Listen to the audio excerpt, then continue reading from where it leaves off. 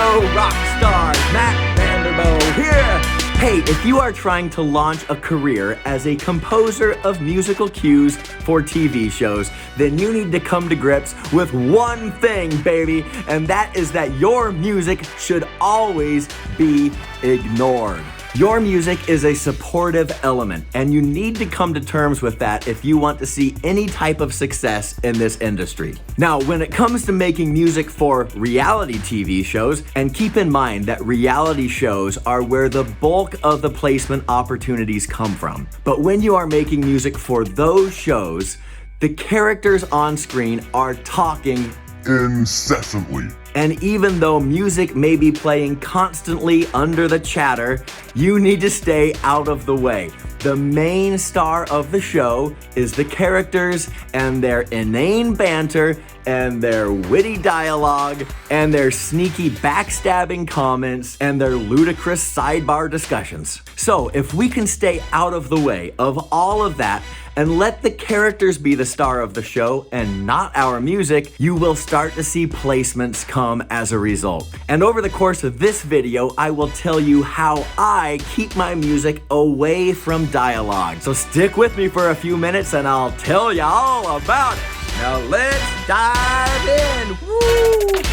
There are two ways in which I usually take care of my music interfering with dialogue, and I'll cover both of those ways along with a third, which is not really a suggestion, but a possible avenue for you to pursue. The first thing that we need to keep in mind is that the human voice, be it male or female, is happening between the 1,000 to 6,000 hertz range, and we can call that 1K to 6K, K meaning 1,000. Now keep that in mind because it is very important for the rest of this discussion. Since the human voice happens between 1 to 6K, it is going to be exceedingly easy for your music to interfere and step all over that voice.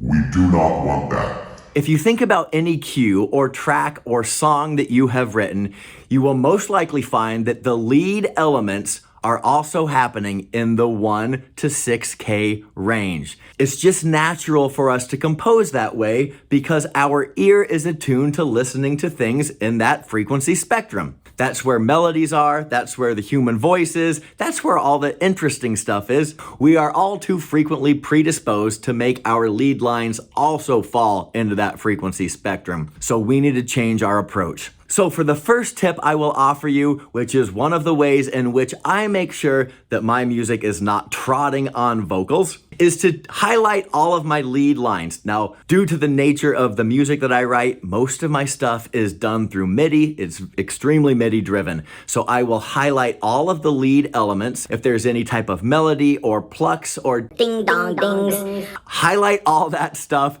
and simply pull it down one octave. By pulling those lead notes down an octave, you are changing the frequency at which they occur. So we're moving them away from 1 to 6K and shifting them to a lower part of the frequency spectrum. Now, the competition that was taking place between dialogue and lead lines, we have now separated those elements so we can listen to the dialogue while this is still happening, but it's happening underneath this, and so we don't pay it as much of attention. So that's strategy number one. Number two is equally easy.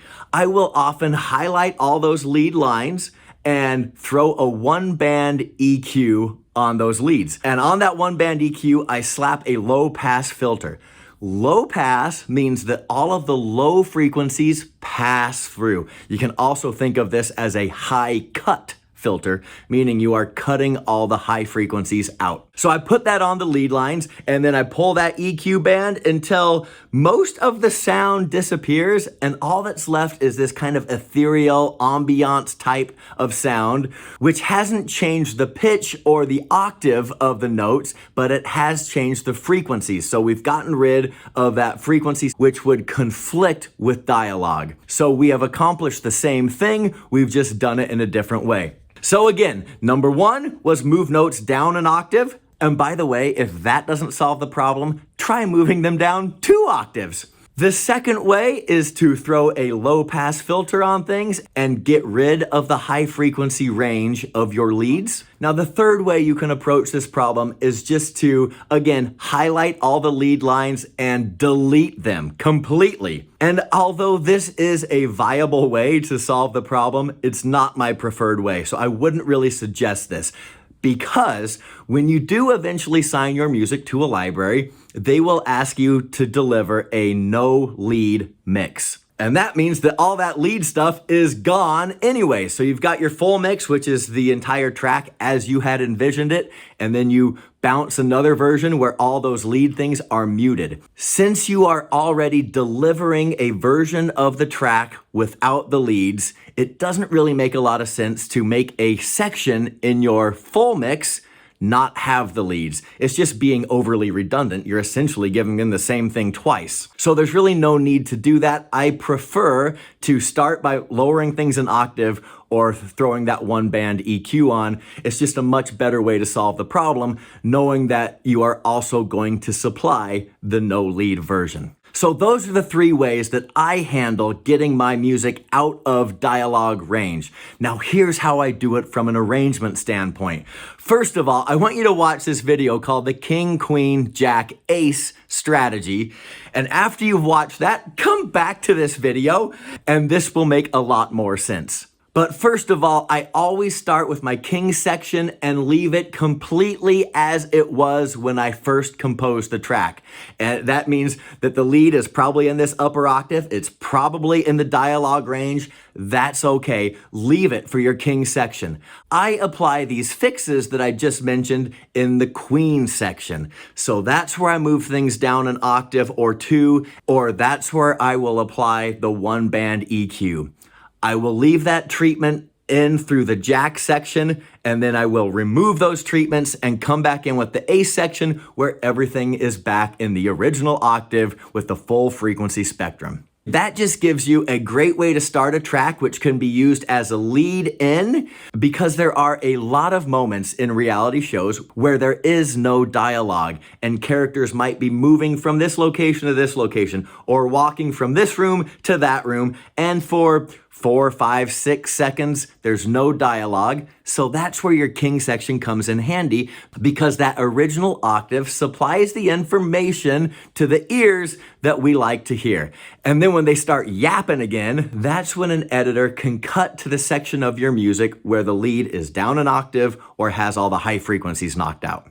Regardless how you solve this problem, you just need to get it through the old noggin here that your music is a background thing. It is not the star of the show, and it should never be the star of the show. And if you compose in a way that makes you feel like your music could be the star of the show, then you have done too much and your music won't get placed. So I hope this was helpful to you, and I hope a light bulb went off and you went, aha! I get it now.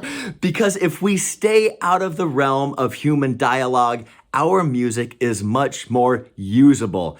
And remember, we need to make usable music, not cool music. And now that you know this little trick, you can employ it on your very next track and see if that makes all the difference in the world. So that from now on, you can make lots of usable music to get you lots of placements to make you lots of money, baby. Let's go!